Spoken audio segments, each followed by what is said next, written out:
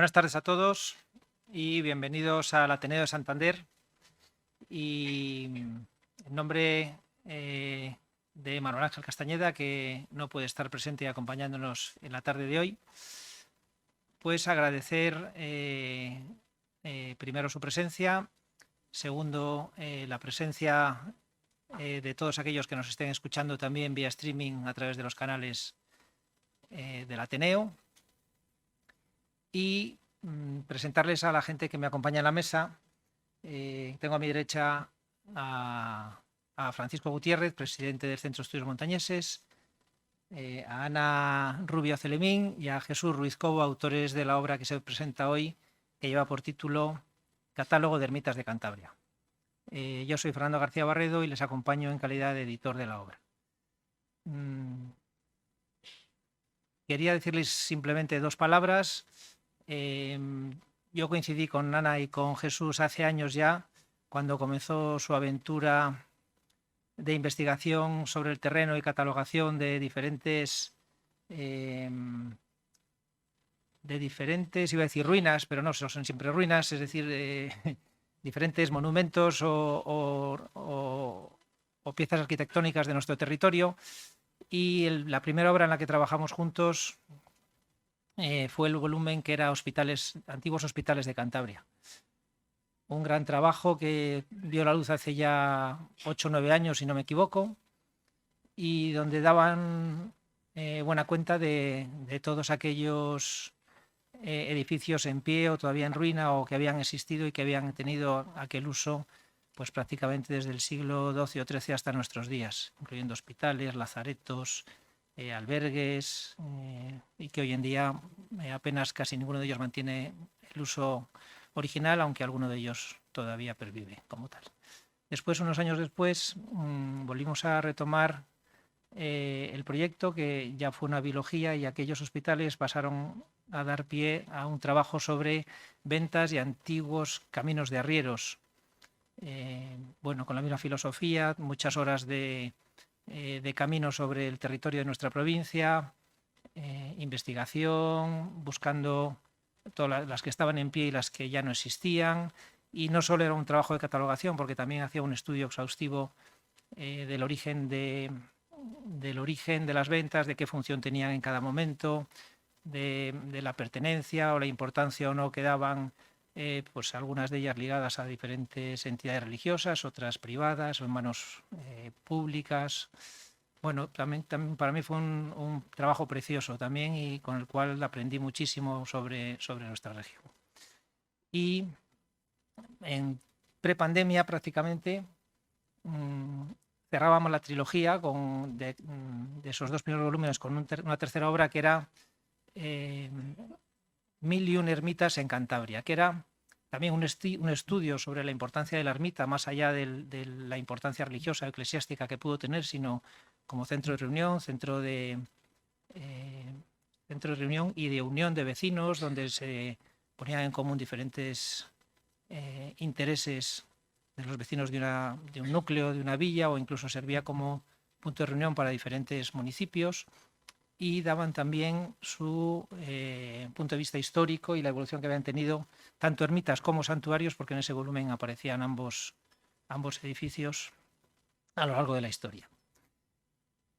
Cuando ya pensábamos, o yo pensaba, que el ciclo estaba cerrado, pues se quedaron con dudas o con ganas y pensaron que se les habían quedado diferentes ermitas sin incluir en aquel volumen, y entonces se propusieron, al igual que existe en alguna provincia vecina, que antes estábamos charlando sobre un catálogo que existe también en la provincia de Vizcaya, hacer un catálogo de ermitas en pie y de ruinas de ermitas, excluyendo, eso sí, luego lo comentará Ana seguramente con mucho más detalle, aquellas ermitas privadas, ermitas de casona o ermitas religiosas dentro de algunos religiosos, de ermitas dentro de monasterios o algún convento. Y este es el catálogo que hoy tenemos en las manos y que presentamos, donde prácticamente están recogidas y detalladas 700 ermitas organizadas por comarcas y dentro de comarcas por localidades, donde se Se indica también su localización geográfica para aquellos que quieran utilizarlo incluso como un libro de visita, un libro de turismo. Se dan pequeñas nociones, pequeñas pinceladas sobre la historia o algunas curiosidades de cada una de ellas, y se acompaña también de un gran trabajo fotográfico que han realizado durante estos últimos años. Yo no me queda más que darles la enhorabuena por este trabajo y bueno, y ya sé que están trabajando en otros posteriores, con lo cual tendremos seguro que novedades de aquí a un par de años seguro. Creo que aparte del trabajo hay que reconocer el valor que tiene y la aportación que hacen a la cultura y la puesta en valor con la recopilación de todos estos edificios que aún siguen en pie o los que están ya medio abandonados, porque probablemente dentro de algunos años, por falta de capital o por falta de interés, serán algunos más los que estaban medio en ruina, que ya irán desapareciendo, y algunos que desgraciadamente están en pie y se irán cayendo. Así que creo que es una gran aportación lo que hacen al patrimonio regional. Sin más, le dejo el turno de palabra a Francisco y espero que disfruten con la presentación de hoy. Buenas tardes. Pues yo lo que quiero es dar las gracias a Jesús Ruiz Cobo y a Ana Rubio Celemín, compañeros míos del Centro de Estudios Montañeses, y que, como ya ha quedado aquí claro, se han dedicado en los últimos años mucho a estudiar un patrimonio que para mí tiene un especial mérito la labor que hacen, porque bueno, pues las catedrales, las grandes iglesias monasteriales, tal, pues más o menos están estudiadas, son edificios que, al ser considerados de un arte mayor, están en la mente de todos y se cuidan. Y sin embargo, todo este enorme patrimonio que constituyen aquellos hospitales de peregrinos o los humilladeros o las ermitas o tal, eso ha ido degradándose y desapareciendo de una forma realmente alarmante. Y es muy importante que tomemos conciencia de lo que tenemos o de lo que nos queda para procurar que no siga desapareciendo algo que es vestigio, quizá muchas veces no artístico, pero sí histórico, de unas realidades devocionales, de unas creencias, de unos modos de vida, de unos intereses de nuestros ancestros que tenemos que valorar en su justa medida y que, por desgracia, no suele hacerse. Yo puedo poner un ejemplo, entre muchos, que es el de Santander. Santander es una población que en la Baja Edad Media y en la Edad Moderna tenía al pie de 30 ermitas. Ermitas, no estoy hablando de iglesias, me estoy refiriendo exactamente a este asunto que nos ocupa hoy. Ermitas, 30. De aquellas 30 queda una, la Virgen del Mar, no hay más. Es decir, las otras han desaparecido todas.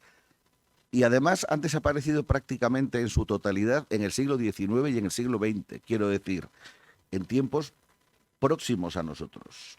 Nuestros antepasados supieron, a pesar de las dificultades que tenían mayores que nosotros en cuestión tecnológica y en cuestión, pues también de posibilidades, supieron mantenerlas durante siglos. Alguna de ellas, por ejemplo, la de San Sebastián, de la que nos queda el nombre de la calle de San Sebastián, existía ya en el siglo XIII y llegó hasta el XIX.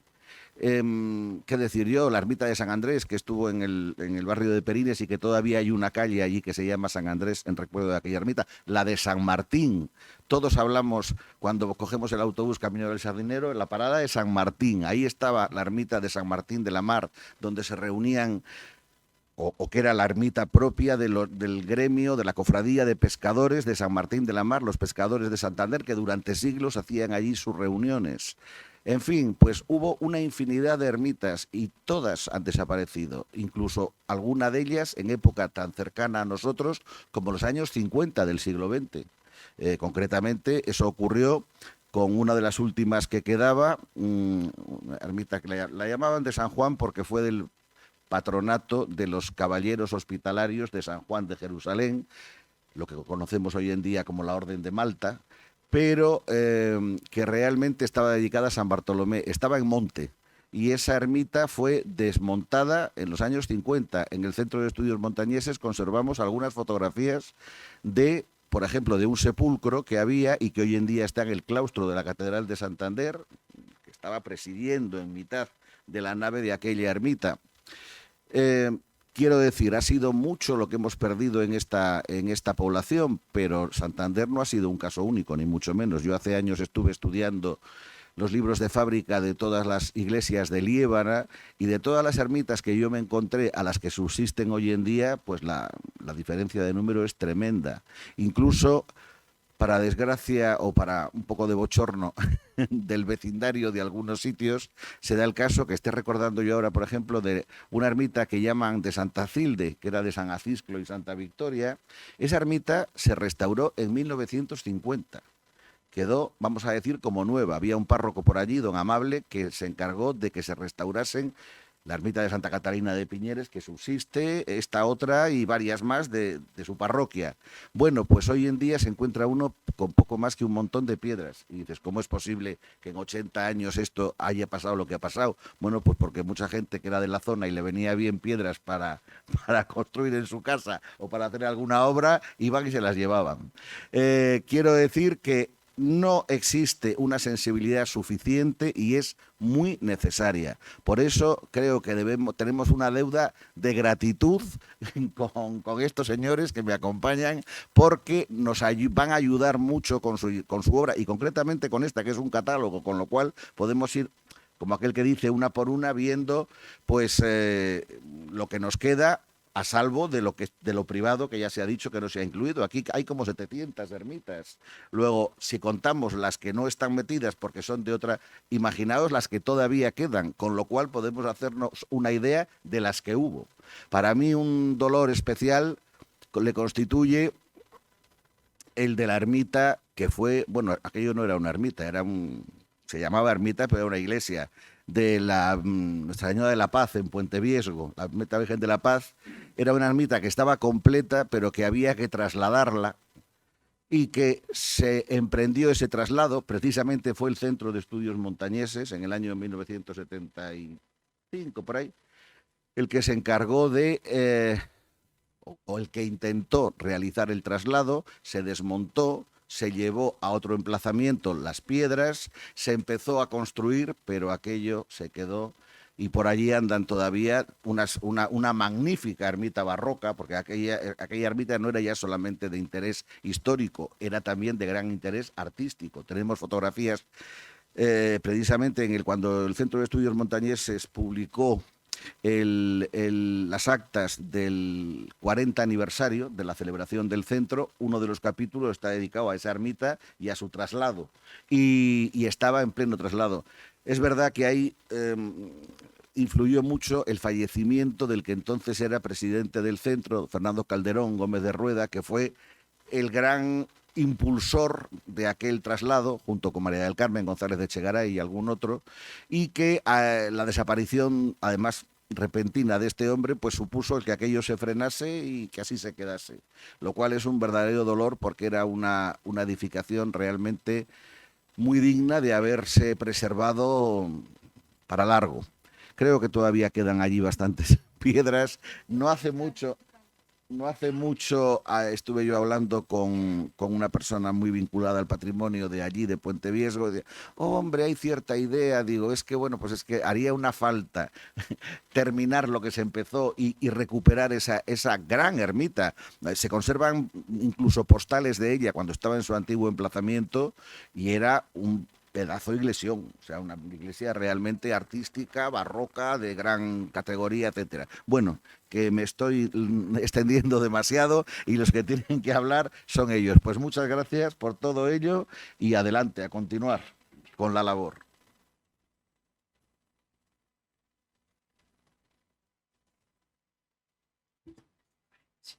Muchas gracias primero a todos vosotros por acompañarnos hoy. Os trato de tú porque sois todos prácticamente amigos. En segundo lugar, gracias a Francisco Gutiérrez. Bueno, en primer lugar, gracias al Ateneo por acogernos hoy. Gracias también a Francisco, a Paco, Nos agrada mucho y es un gran honor para nosotros que un hombre tan sabio como él esté hoy acompañándonos. Y gracias a Fernando García Barredo y a su editorial Estudio, que desde el principio nos apoyó, no nos puso ninguna pega. Y bueno, la consecuencia es que ya tenemos 4 libros publicados con él y continuaremos, amenazamos con continuar. También le queremos agradecer a Carmen García, nuestra maquetadora, que tuvo muchísima paciencia con nosotros, pero al final ha puesto nuestras ideas en el papel. Muchas gracias. Bueno, ya ha explicado Fernando cómo nació este nuevo libro. Os ha explicado que es, digamos, una saga que emprendimos hace ya 10 años con la idea de estudiar todo el patrimonio de Cantabria, pero el patrimonio más olvidado, el que era menos conocido. Empezamos eso con los hospitales, continuamos con las ventas, luego hemos hecho el libro de las ermitas. Es un estudio general en el que abordamos sobre todo desde el punto de vista histórico y social, por qué se construyeron, quién las construyó. Bueno, y tantísima información habíamos reunido de las ermitas y no lo pudimos plasmar todo en el primer libro, que a mí me daba muchísima pena. Teníamos tantas fotografías, tanta documentación, tantas nos habíamos dejado en el tintero que dije, esto no puede ser. Yo las quiero a todas, quiero que estén todas en un libro, digo, como si fuera un álbum de cromos, que yo siempre he sido muy aficionada a ello. Entonces, pues bueno, así surgió la idea y ya todos los fines de semana el método que seguimos fue, primero, trabajo de campo. Todos los fines de semana, prácticamente, íbamos a 2 o 3 ermitas, planeábamos el viaje, íbamos, hacíamos trabajo de campo, las visitamos todas, en absoluto todas, las bonitas y las feas, las lejanas y las cercanas, todas las visitamos. Las fotografiamos y luego ya venía el trabajo de casa, de ir al archivo, ir a las bibliotecas y buscar toda la posible información que hubiese sobre esas ermitas. Ordenamos la información en forma de ficha. Entonces, primero hemos puesto las coordenadas UTM de cada una, porque hay algunas que se encuentran muy fácil, pero otras es complicado encontrarlas. Y si algún día se pierden, pues por lo menos que quede constancia del lugar exacto donde se ubicaban. Luego, si no se podía acceder en vehículo, hemos puesto un pequeño icono de un peatón para indicar que solo se puede ir caminando.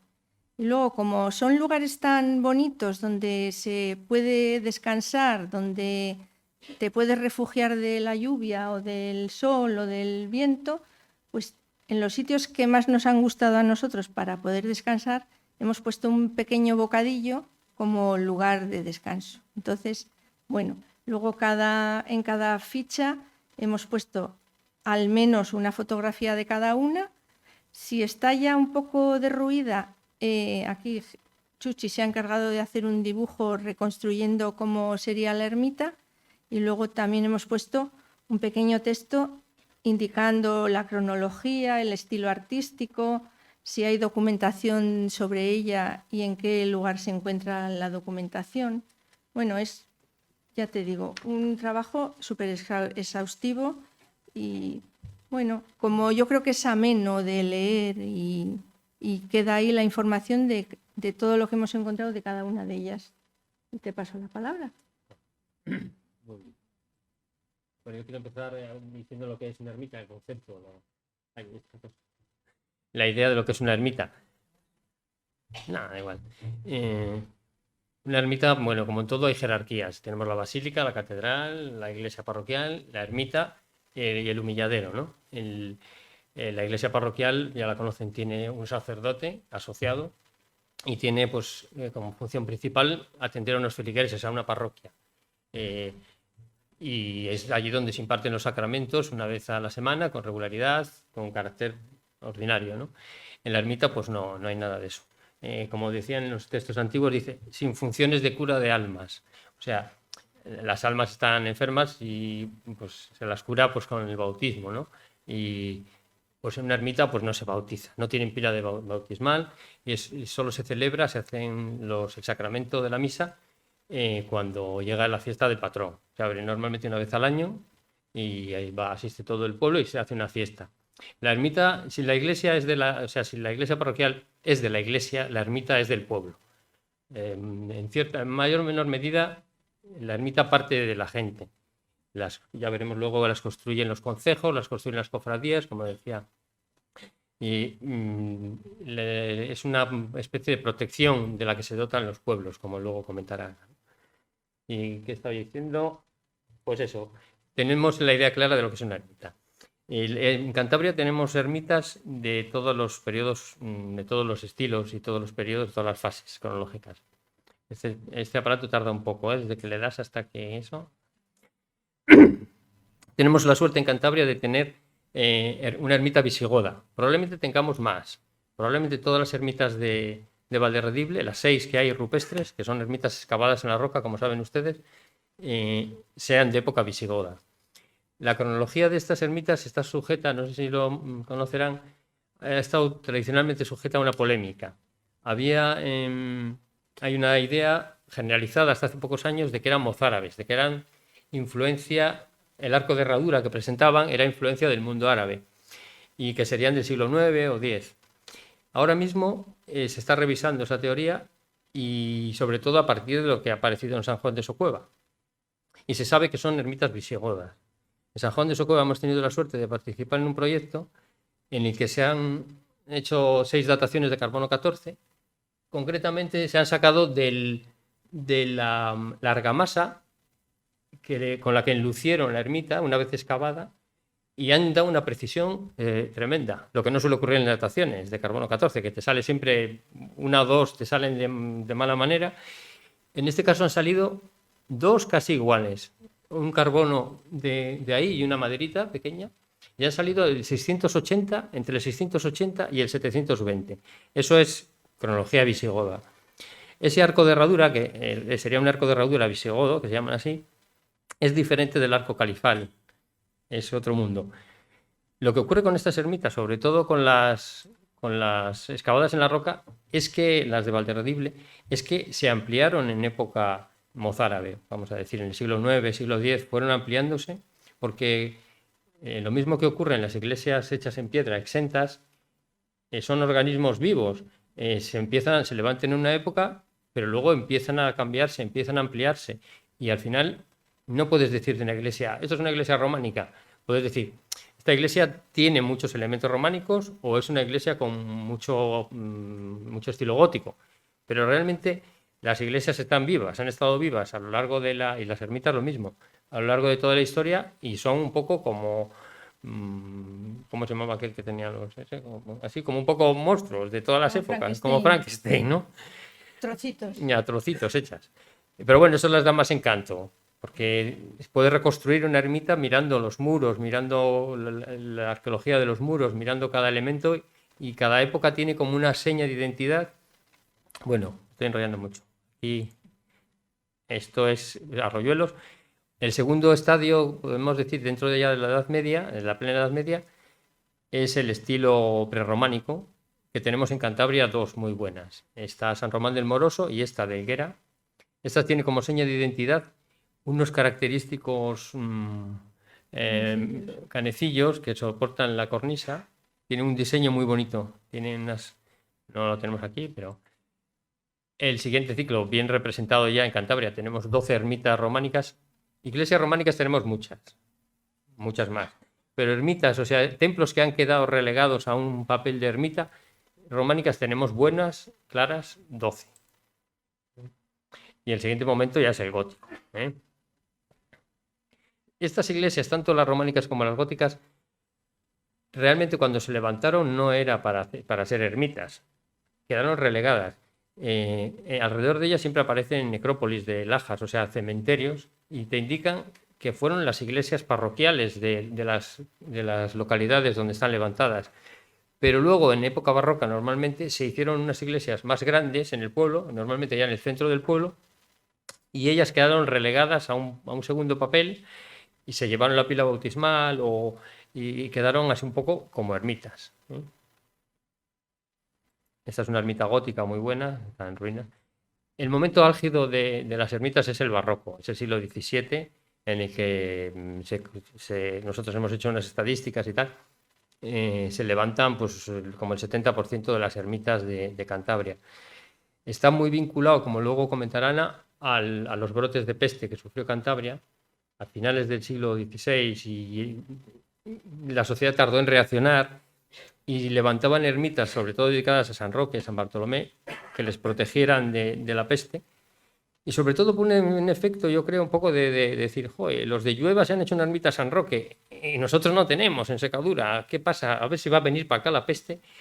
Y se reunían en concejo y decidían apoquinar, y se conserva la documentación en la que a escote ponían todos los vecinos dinero para levantarla. Pero la levantaban como un escudo, porque ellos tenían verdadera fe en que San Roque les iba a proteger de la peste. La peste fue algo tremendo. En algunos pueblos, como en Villascusa, se llevó por delante el 60% de la población. Entonces, era como para tenerla miedo. Y la documentación nos habla de ello. Los votos de la peste, que se llamaba, que se reunían y decían, si nos libras de la peste, hacemos tal o cual. Bueno, si eso le vas a contar tú. A ver. Bueno, ya lo contaste. Es que después de 4 años viendo ermitas y leyendo cosas de ermitas, puedes estar hablando de ermitas aquí. Bueno, se han seguido levantando ermitas luego ya el siglo XIX y el siglo XX y el XXI, como esta tan bonita del barrio de Río Tuerto. Las motivaciones en el siglo XXI pues ya son más complicadas de explicar. Bueno, y ahora ya habla Ana. Bueno, pues en cuanto al número de ermitas, ya os ha comentado Fernando que hemos catalogado unas 700. Están distribuidas por toda la región, o sea, se trata de un fenómeno generalizado. Ahí podéis ver el mapa, que está todo salpicado de ermitas. En los sitios donde no hay ermitas quiere decir que es lugares montañosos donde apenas hay. Segundo. Los puntos azules son las perdidas. Tenemos catalogadas unas 500, lo que hablaba antes Paco. Tenemos una base de datos con 1.200 ermitas, de las cuales hay 700 más o menos conservadas y otras 500 perdidas. Uh-huh. Bueno, y ya lo ha explicado Chuchi, que tanta construcción de ermitas se debía sencillamente al deseo de protegerse. Cuando arreciaba la peste, cuando se te enfermaba un hijo, cuando había malas cosechas o se te moría la vaca, daba mucha seguridad y mucha protección tener a un santo cercano al que poder pedir ayuda. Entonces, por eso se han hecho tantísimas ermitas. En cuanto a las advocaciones, pues como veis en el gráfico que hemos hecho, aparte de los santuarios, casi todos están dedicados a la Virgen y en general las que más advocaciones tienen son la Virgen María en todas sus acepciones. Pero luego, en cuanto a santos, el que gana por goleada absoluta es San Roque. Ya os ha explicado el por qué. Luego los demás santos, bueno, San Pedro, San Juan. San Pedro, bueno, es el primer papa, es como un santo poderoso en la Iglesia. San Juan por la cercanía a Jesús, que era como su hermano pequeño. Y los demás, casi todos son santos protectores.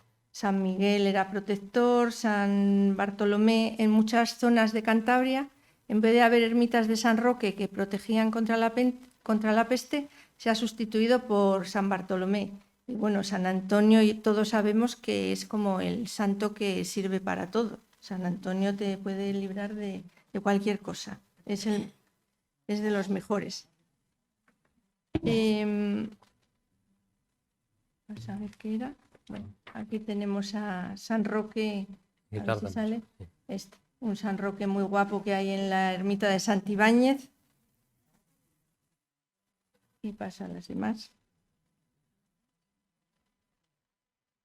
Aquí vemos la distribución de las ermitas de San Roque, que están más o menos distribuidas también homogéneamente. aunque ya decimos que en la zona de Soba y por ahí hay menos advocaciones de San Roque. En cuanto al... Bueno, aquí enseñamos otros santos muy guapos. En cuanto al tipo de ermitas, las hemos dividido por un lado hemos estudiado los santuarios y por otro lado hemos estudiado las ermitas de vecindario y las ermitas que se encuentran en despoblado. En cuanto a los santuarios, son los grandes focos de la divinidad. Se construyeron siempre tras una aparición de la Virgen, que siempre es una leyenda que la Virgen se aparece sobre todo a seres inocentes como niñas o pastorcillos. Siempre suele aparecerse en lugares relacionados con la naturaleza. Se aparece en un árbol, en un campo, en un brezo, en un moral, cerca de un río. Y de ahí va cogiendo las advocaciones de la Virgen del Moral, la Virgen del Brezo. Entonces, también están distribuidas más o menos homogéneamente por toda la geografía cántabra, aunque quizá un pelín más santuarios hay en la zona de Nansa y de Liébana, parece. Y bueno, casi siempre están asociados a una fuente, que inmediatamente esa fuente tiene poderes sagrados y mágicos de curación, y son de una larga tradición, o sea, se construyeron hace muchos años y han seguido perpetuándose en el tiempo. Aquí os enseñamos varios santuarios, que seguro que los santuarios los conoce casi todo el mundo. Suelen estar alejados del pueblo, situados en sitios como dominando el valle, dominando la comarca, para irradiar su poder y su santidad a todos. Luego es un centro de reunión que se reúne una vez al año, pues se juntan los de los pueblos de alrededor, no solo el barrio, sino todos los de alrededor, que servía pues para hacer baile, ferias, mercados. Bueno, siempre han sido un lugar, aparte de culto, un lugar de reunión. En cuanto a las ermitas de vecindario, pues se hicieron también por ese afán que tenían siempre de tener a los santos cercanos. El santo de las ermitas de vecindario no tiene tanto poder como el del santuario. Además, en los santuarios la imagen es única e insustituible. No existe ninguna otra Virgen del Moral, ni existe ninguna otra Virgen de Nuestra Señora de Valvanuz. En cambio, las ermitas de vecindario son santos, digamos, más genéricos, podríamos decir. San Miguel, San lo que sea. Entonces, lo construye casi siempre el concejo. Entonces, como estaban allí cerca en su barrio, pues al ser de todo el concejo, no solo lo utilizaban para ir a misa o para ir a rezar, lo utilizaban también muchas veces como centro de reunión para el concejo, muchas veces lo utilizaban de escuela. Cantidad de veces hay documentación que se dejaba allí a los niños expósitos abandonados. Era el sitio perfecto para abandonar a un bebé y te asegurabas, digamos, su supervivencia, porque siempre había algún vecino o alguna vecina que pasaba por allí y le encontraba rápidamente. Y os mostramos algunos ejemplos muy bonitos de las ermitas de vecindario. Siguen estando casi siempre muy cuidadas y muy bien. Esta la he puesto en honor a Chuchi, que es la de su barrio de Corrales.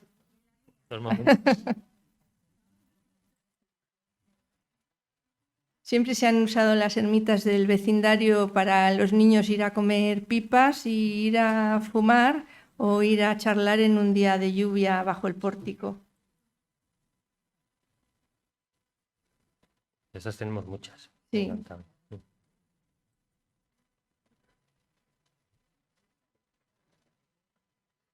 Bueno, luego están las ermitas de los caminos, que cumplen la misión de como protección al caminante.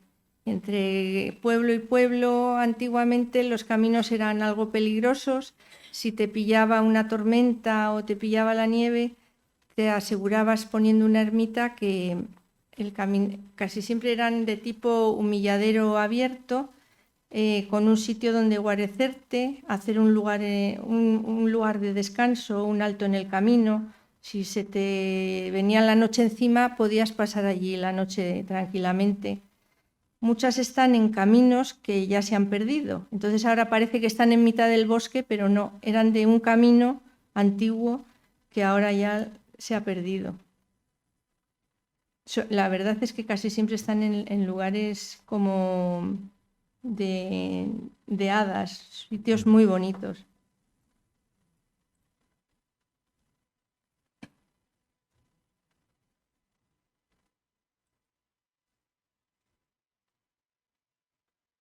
Bueno, otro tipo de ermitas son las ermitas que hemos llamado de altura, pero bueno, es como los caminos antiguos del antiguo régimen normalmente iban por la parte alta de los cordales, iban por arriba, porque eran más fáciles de mantener y eran, no solo más fáciles de mantener, eran menos peligrosos porque no había bosque, eran las campas abiertas que usaban los ganaderos. En esos puntos concretamente donde se levantaban las ermitas. Cuando el camino llega a un collado, cuando llega a una zona ancha, a una campa, a un pastizal, que se puede decir, es el lugar ideal para poner la ermita. ¿Por qué? Pues porque allí se hacía la feria de ganado, se hacía la romería y se exigía una ermita, un lugar para darle una sacralidad, porque las fiestas en España están asociadas a una festividad religiosa desde siempre. Entonces, en Cantabria las ermitas de altura no tenemos muchas, porque lo que decía antes Paco, si han tenido mala suerte muchas de las zonas llanas, pues en las campas perdidas, pero bueno, sí que tenemos alguna. Esta de Cilda no está exactamente en un sitio muy alto, pero sí sabemos que por ahí pasaba el camino que iba de Suances a Santillana y seguía para Castilla, y iban las carretas llenas de sardinas y ahí se instaló una venta. Como había una feria de ganado que se hacía, pues se hizo la ermita. Y ahí tenemos varias leyendas asociadas a esa venta y gracias a una serie de juicios que hubo en la instalación, pues nos hablan de la construcción de la ermita. Aquí tenemos a un pasiego que está segando, que tenía 90 y pico años y nos contó un montón de cosas de maldición, porque no sabemos cómo había acabado ahí. Pero él sigue cuidando el prado de la ermita. Sí.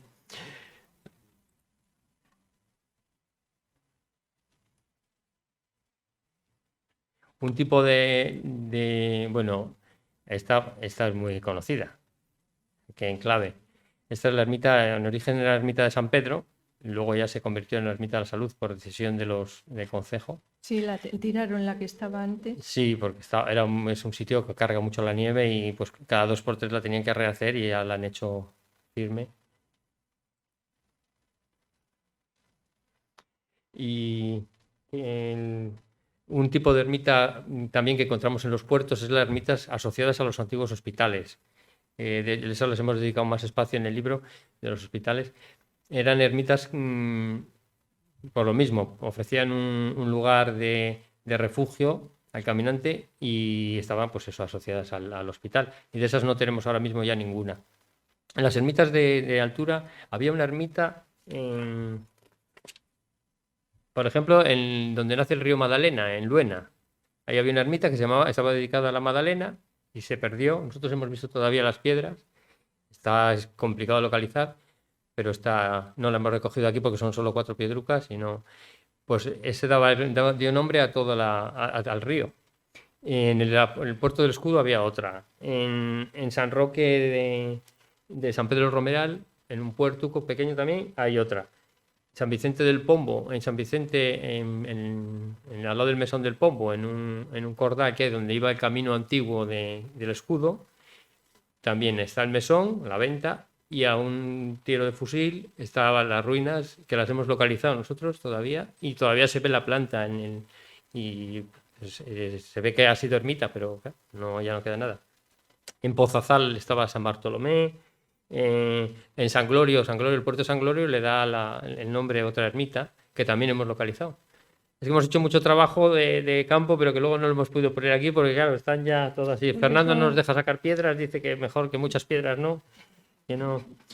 Entonces, un tipo de ermita es el del linde, que se utilizaba. La ermita del linde pues se sitúan en las fronteras entre los concejos, en las fronteras entre los términos municipales, y se usaban dentro de un proceso que se llamaba las vistas de ojos, que era que subían los representantes del concejo, subían los miembros de los representantes a revisar toda la linde. Quedaban siempre en la ermita a primera hora de la mañana, y que todo eso lo recoge siempre en documentación, y dice, quedamos en la linde el día tal, a tal hora, tal, tal, y fulano, mengano, tal, tal, para revisar las lindes, porque claro, es muy delicado el tema de los mojones, que no se muevan, porque a veces se mueven, y hay que volverlos a poner en el sitio, y entonces siempre se quedaba en una ermita. Y luego, pues a veces se celebraba o no, pero era un elemento de referencia. Siempre nosotros tenemos recogidas en la de San Cristóbal en Monte Dobra, que se usaba así, la de San Bartolomé de Pozazal también se quedaba allí, también se reunían allí los representantes para hacer las reuniones de concejo. Hemos encontrado otras ruinas en la de Collao, Collao de Cieza, la ermita de San Bartolo, que estaba perdida. Se sigue celebrando la romería de San Bartolo, supongo que la conocerán algunos, que es una ermita famosa porque siempre se cascaban los de Lobao, los de Collao, los de Cieza, y era tradicional. Y bueno, pues la fiesta se mantiene, pero la ermita ya no está. Y está al lado de una venta en el collao que sale de Collao para Cieza.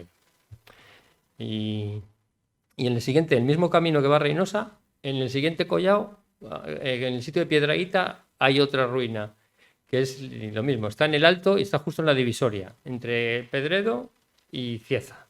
Entonces están ahí en medio y es como un poco para establecer un poco el límite también. Y esto yo creo que ya está, ¿no? Ah, bueno. Otro tipo de ermitas que están en descampado, que están lejos de los pueblos, son las ermitas del litoral. Esto no es típico de Cantabria, es típico de toda la fachada. En el País Vasco se puede dibujar otra como esta, y en Asturias también.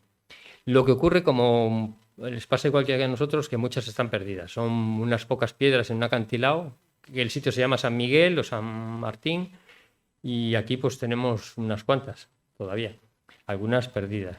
Pero las ermitas del litoral pues se levantan en accidentes concretos de la costa y tenían una doble función. En principio, para ayudar a los marineros desde el mar, el ver el punto de luz del sagrario, vamos, del fuego, les ayudaba en las maniobras. Y luego también era muy importante pues encomendarse, tener un santo marinero, una virgen más bien, que les ayudaba en los momentos de tormenta y en los momentos de miedo.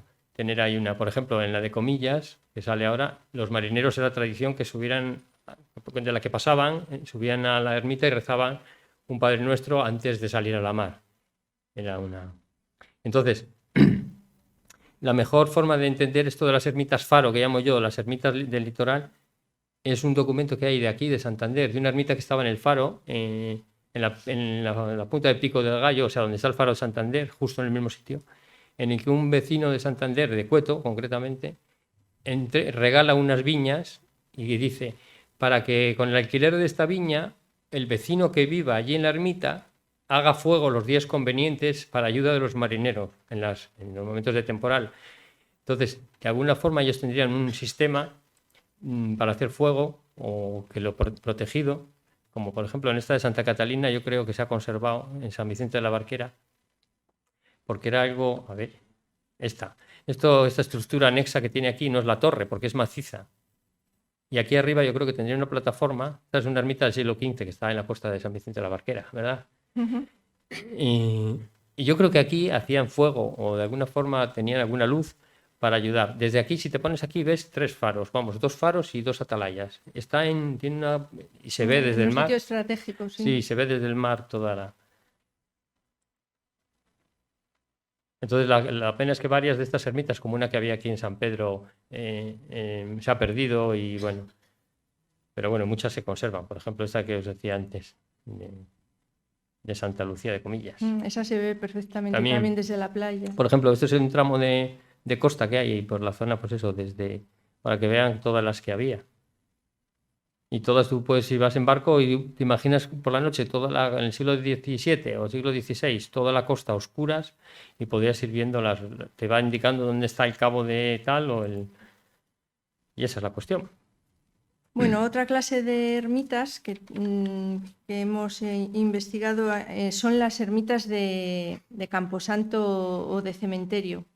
A finales del siglo XVIII, con el aumento de la población, se hizo ya prácticamente imposible seguir enterrando dentro de las iglesias parroquiales, que era la costumbre que había entonces.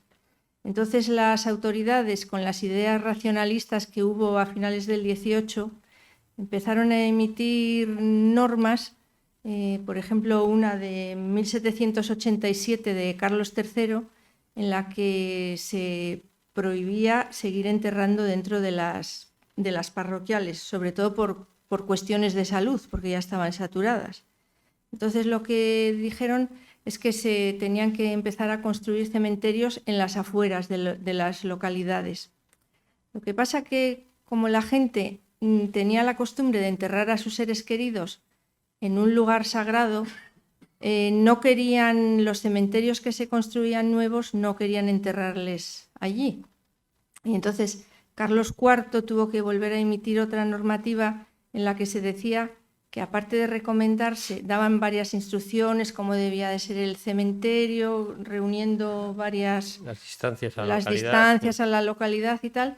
Entonces recomendaron que se construyese al lado de una ermita ya existente, que había muchas en las afueras de los pueblos. De esa manera animaban a la gente porque, como era una ermita, ya era un lugar sagrado. Y de esa manera ya la gente se fue animando a enterrar a la gente allí. Entonces, digamos que hubo dos tipos de solución a ese problema de los cementerios con la ermita. Algunas ermitas las quitaron las paredes, las quitaron los tejados y dentro de la propia ermita empezaron a hacer el cementerio y solo se conservó el ábside, que en algunos sitios el ábside se quedó como capilla de cementerio y en otros se siguió incluso enterrando tumbas dentro.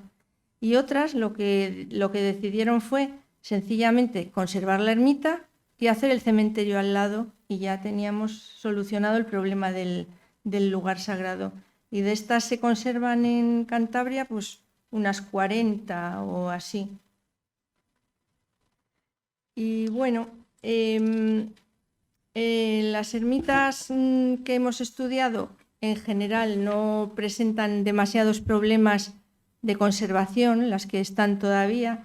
De las 700 que hemos visto, solo unas 50 están en ruina parcial o total. Bueno, las de ruina total no las hemos incluido, pero bueno, muchas en el siglo XIX, con las distintas desamortizaciones que hubo, pues pasaron a manos privadas. Y claro, ya al estar en manos privadas, pues cada uno empezó a utilizar la ermita como quiso. Entonces, bueno, es curioso que muchas ahora se han convertido en casa, como estas dos que vemos en la Virgen de la Consolación en Pedreña. Es una casa muy mona, que se ve todavía que tiene los contrafuertes.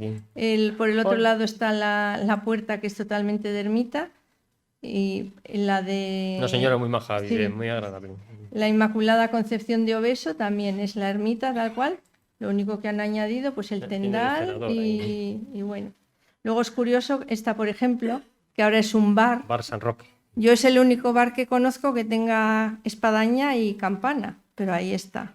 Ahí le hemos puesto bocadillo porque se puede uno comer el bocadillo. Luego otras pues se han convertido en centro cultural del pueblo. Por ejemplo, esta de San Pedro de Cabanzón ha sido de todo. Después de dejar de ser ermita, primero fue la escuela del pueblo. Luego otra temporada fue el consultorio médico y ya por fin han hecho el centro social, pero bueno, no la han desmontado ni la han estropeado demasiado. Todavía en lo que es la biblioteca se ve el ábside y con unas piezas en el techo preciosas de ménsulas que son una preciosidad del siglo barroco. Hay otras que se han convertido en museo. Esta de Silio, Es que no la has cargado. pues es el Museo de la Vijanera, que está bien conservado y muy bonito. Hay otra en Vega de Paz, el Museo de las Villas Pasiegas. El Museo de las está Villas en Pasiegas la ermita de también San Antonio en sí. es un museo. Y alguna más. Alguna. Otras no han corrido tan buena suerte. Los dueños las utilizan de trastero, garaje, cuadra, Almacén. de todo. Almacén en general, esta de Pioño, pues el señor yo creo que ya se ha muerto y lo ha dejado ahí todo, que está todo lleno de trastos y más trastos.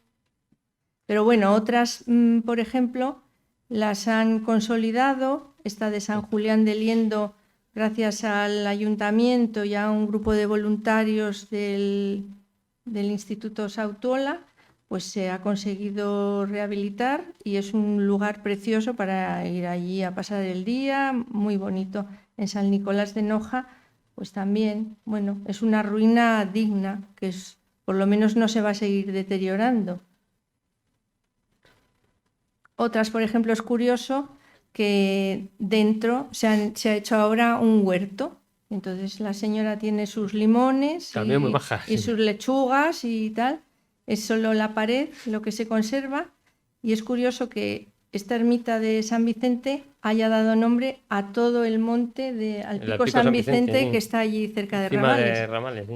Y nos costó mucho encontrarla, porque Sí. ya nadie recordaba lo que era la ermita. Los vecinos sí. Sí. Pero claro, como no hay vecinos, te cuesta mucho Claro. encontrar gente en los pueblos ahora. Hay algunas que están ya abandonadas a su suerte, como San Román de Carandía, que está ahí en medio de un eucaliptal que casi ni se encuentra. Y da mucha pena porque encontramos documentación en la que decía que tenía un ermitaño, que tenía un huerto con limones y con naranjos, que tenía no sé cuantísimos castaños. Entonces, Pies de roble, todavía los sí. robles todavía están. Entonces, hay robles ahí centenarios. Da pena curioso. que algo que la gente puso como tanto empeño y tanto tal esté abandonado. Y esta, por ejemplo, de San Juan de la población de Suso, hasta hace 50 años se decía misa y tenía campana y tenía de todo. Y es increíble cómo se ha deteriorado en nada, en 50 años. Bueno, el trabajo ha sido laborioso y arduo, pero también ha tenido cosas muy buenas. La primera cosa que nos ha encantado es que nos ha permitido recorrernos Cantabria de punta a punta. Hemos visto lugares hermosos y recónditos que si no llega a ser porque íbamos buscando la ermita, jamás habríamos ido a ellos, porque no te pilla de camino. Y luego, la segunda cosa buenísima es que no hemos estado solos en el camino que hemos recorrido.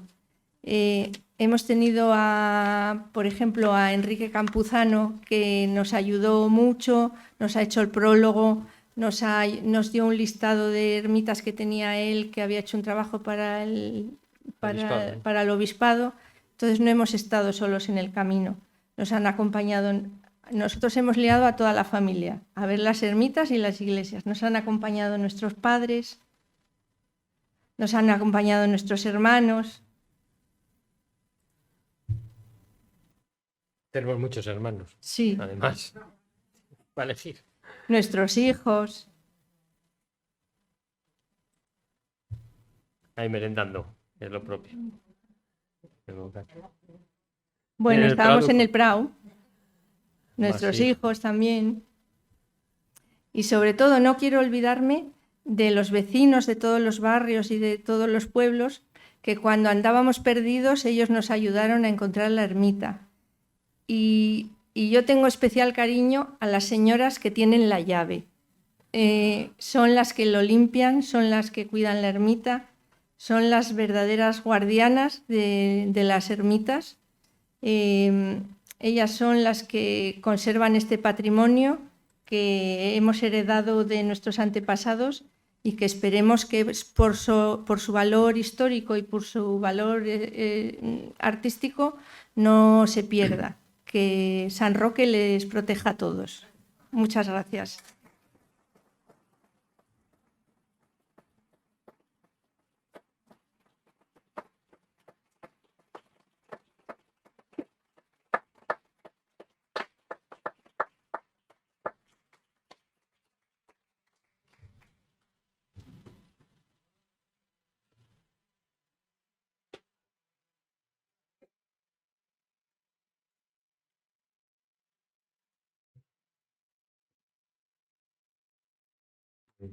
Bueno, pues creo que ha sido una presentación magnífica, muy entretenida. Yo, a pesar de haberos estado escuchando durante meses hablar de las ermitas, me habéis vuelto a sorprender.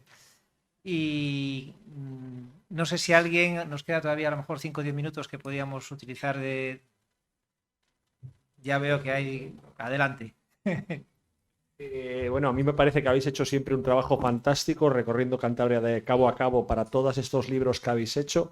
A mí me gustaría un poco que nos contaseis cuál ha sido la metodología que habéis seguido para ser como una especie de Indiana Jones siguiendo la ermita perdida. O sea, porque ¿cómo encuentras una ermita que igual hace 150 años que no hay constancia de ella en...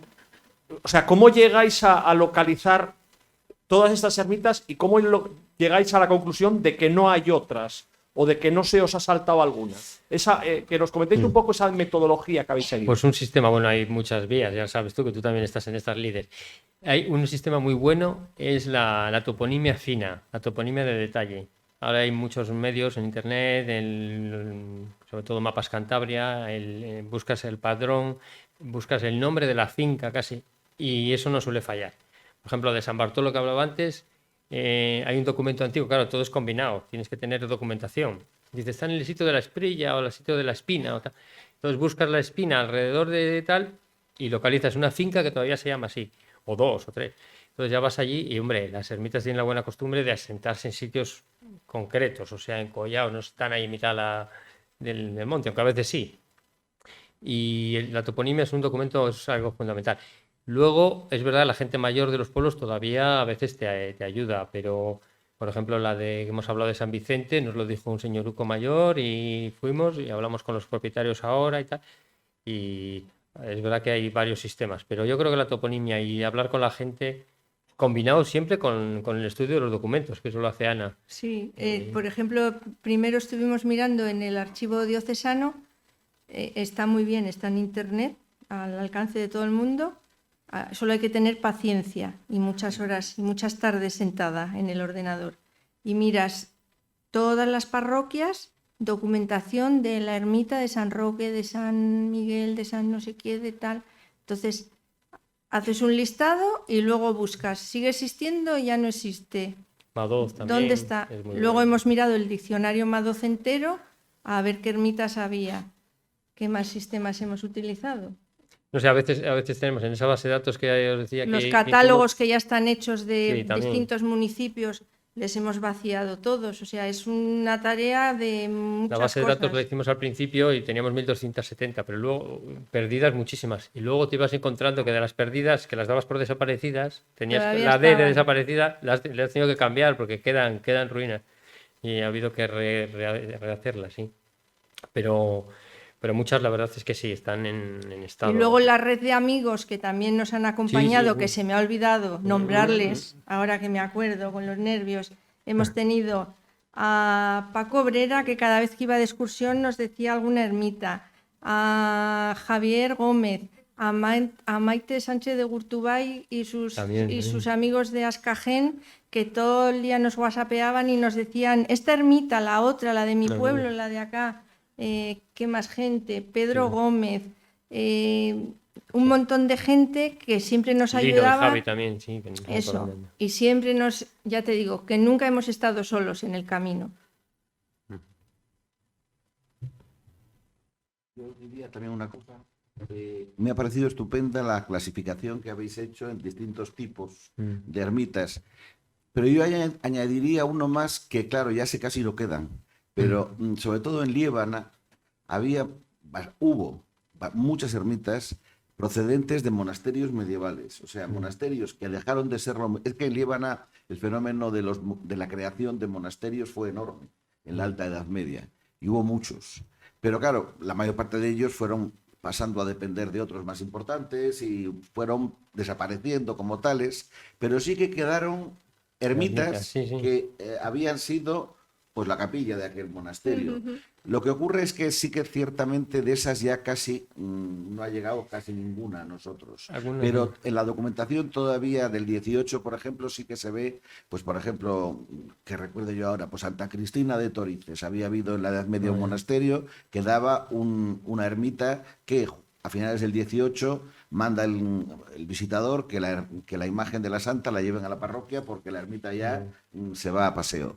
O, por ejemplo, la ermita de San Pastor de Tornes, tan santo que fue de gran devoción en época muy antigua de los lebaniegos. Había bastantes ermitas que eran lo que quedaba, era el vestigio que quedaba Sí, de aquellos, San Facundo de Tanarrio. por ejemplo, exactamente, de aquellos monasterios desaparecidos.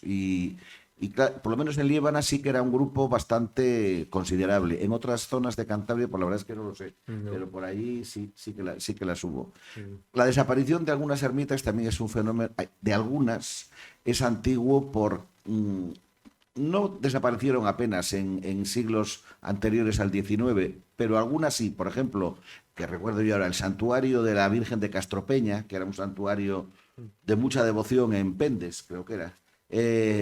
Ese es que le destruyeron las tropas napoleónicas. Entonces, como le destruyeron, pues se acabó en la guerra de la independencia. Quedaron, me hizo gracia ver en el libro de fábrica de la iglesia de Pendes, porque en Líbana pasa mucho que uno ve las iglesias y dice, ah, mira, es una iglesia gótica o renacentista, esta es del 15, esta es del 16, error.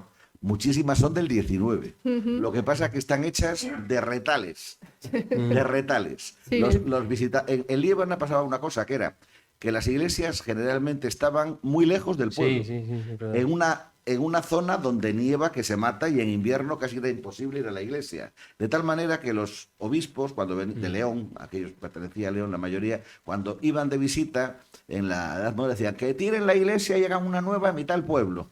Era como una Y aprovechaban la constante. ermita para levantarla Sí, sí. y rehacerla. Exacto, Sí, y sí, algunos lo sí. hicieron, otros no, pero algunos lo hicieron. Y por ejemplo, la iglesia de Pendes se construye en 1819, creo recordar, con lo que aprovecharon de la iglesia vieja, con 4 piedras que quedaban del santuario de Castropeña y con una torre medieval que también se llevaron por delante, y con todo aquello hicieron la iglesia. Y hay casos, por ejemplo, muy curiosos, como el de la iglesia de Cucayo, creo que es Cucayo, en Líbana, que también está hecha en el siglo XX, a principios, pero te van diciendo, y hemos puesto la portada de la vieja que estaba en no sé qué sitio, en este otro, y la ventana que había no sé dónde la hemos plantado aquí, de tal manera que, claro, tú ves la iglesia y te vas como una iglesia del 16, Sí. ¿qué va? Si es del 20. Lo que decíamos, tipo Frankenstein, sí. Eso La de pasaba Pendes, mucho. donde estaba la vieja, donde estaba la parroquial, aprovecharon para poner cementerio. Y dejaron un arquito allí que todavía te das cuenta y dices, anda, ¿y esto? Sí, Exacto. Lo de Líbano es peculiar en eso también. Muy curioso, muy curioso aquello. Y es lo que más nos ha costado, ir a Líbana. Líbano ha sido Muchos duro, sí, viajes. mucha ermita en Líbano, madre mía. Mucha. Zacarías. Estoy feliz escuchando todo eso.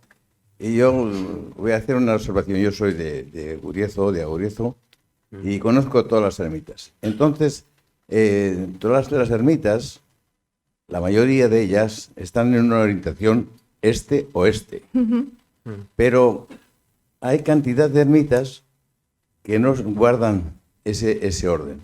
Entonces yo digo que si os habéis hecho algún estudio de su orientación, porque, por ejemplo, en Guriezo conozco yo, y de desaparecidas conozco 2 que faltan, no sé si estarán en el catálogo, de San Miguel y de Santa Cruz, 2 desaparecidas.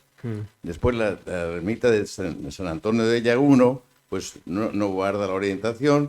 Las Nieves, en cambio, sí guarda la orientación perfectamente.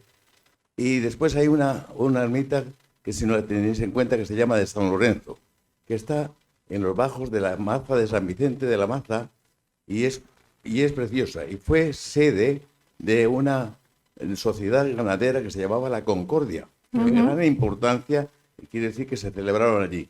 Y muchas cosas más, pero no quiero cansar a nadie, pero me encanta todo el tema. También lo busco, y me gusta. Gracias. La orientación canónica parece que se mantiene, pero hay un momento, no sé exactamente cuándo, que ya no se respeta.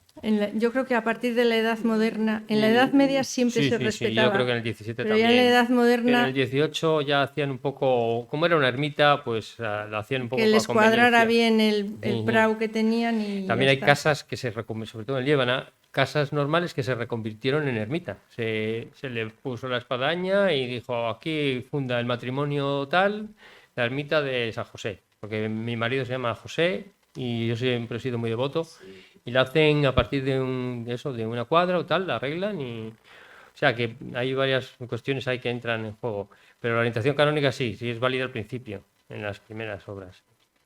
En Guriezo es que las perdidas no las hemos podido poner. Planteé la opción de poner un anexo y tal, pero digo, va a ser un listado ahí. No, solo hemos puesto las que se conservan en la actualidad.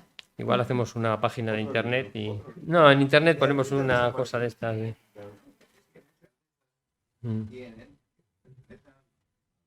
viejo Camino de Santiago. Ah, sí, sí, sí.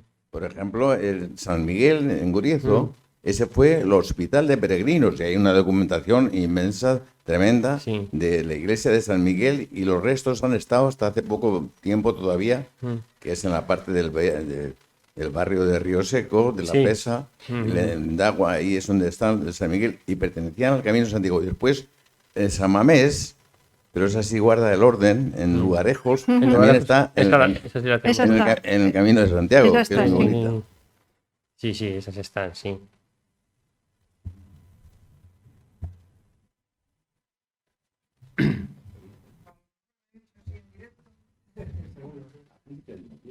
Bueno, buenas tardes. Buenas Vamos a tardes. ver, ¿alguien me podéis decir, me da igual vosotros o Paco, alguien que lo sepa, qué hubo en la isla de Santa Marina?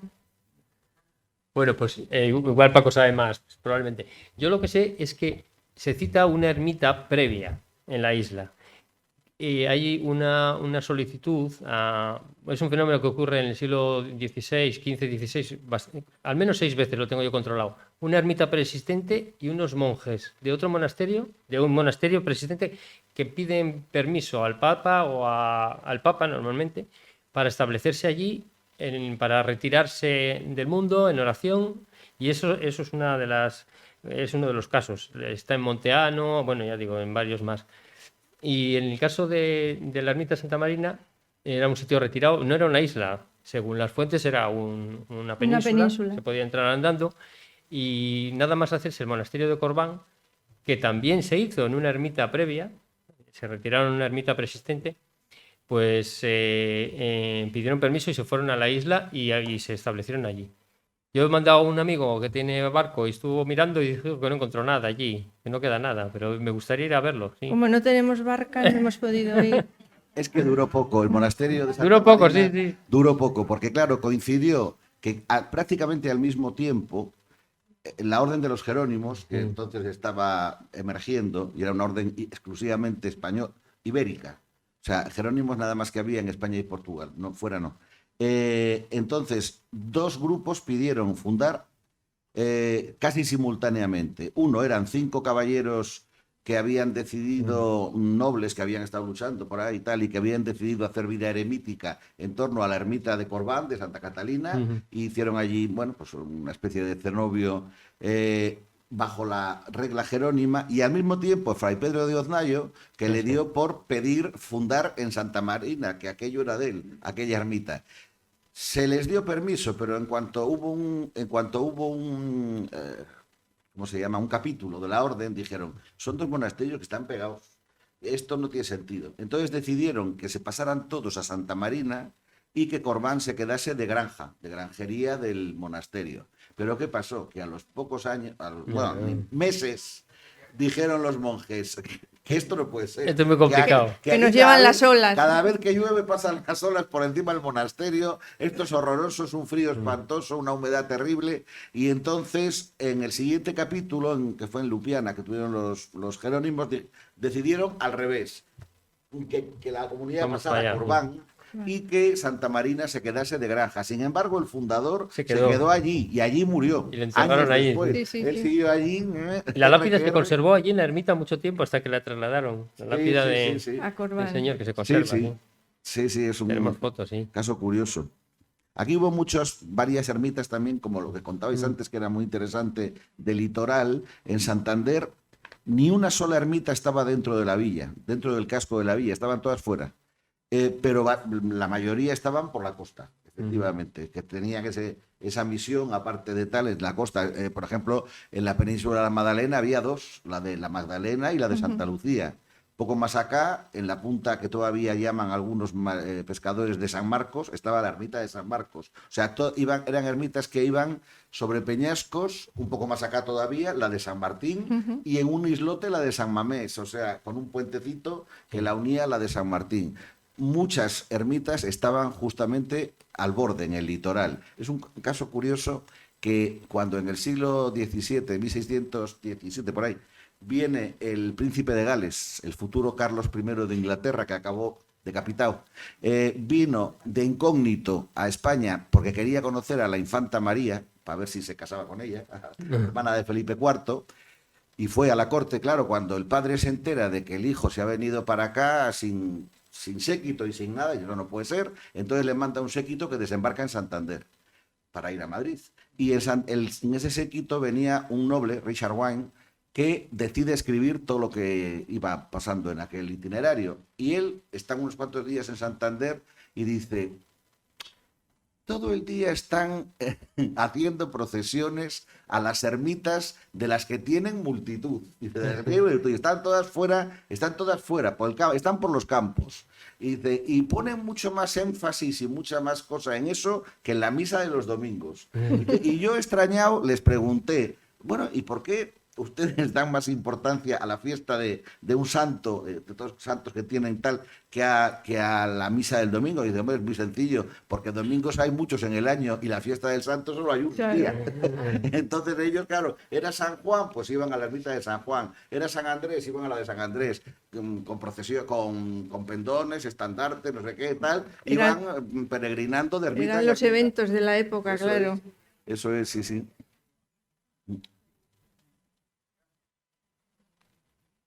Bueno, pues yo creo que por cumplir los horarios también marcados vamos a dejarlo aquí. Gracias por su presencia, espero que les haya gustado y hayan disfrutado con la presentación. Gracias a Juan y a Ana, y gracias por supuesto a Paco por acompañarnos. Y si alguien tiene interés en adquirir la obra, fuera justo en el hall están vendiéndola y se la pueden firmar los autores. Muchísimas gracias.